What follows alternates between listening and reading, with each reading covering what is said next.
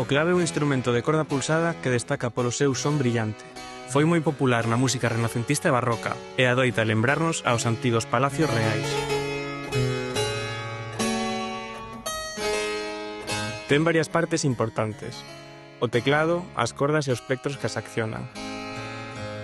A táboa armónica fai que o son sexa máis forte.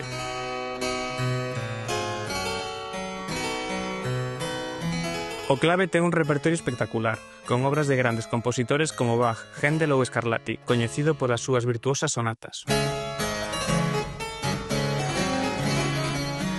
Sabías que o clave pode ter varios teclados e diferentes rexistros como a órgano? Isto permítelle cambiar o timbre do son e facer efectos únicos, sendo un dos instrumentos máis versátiles da súa época.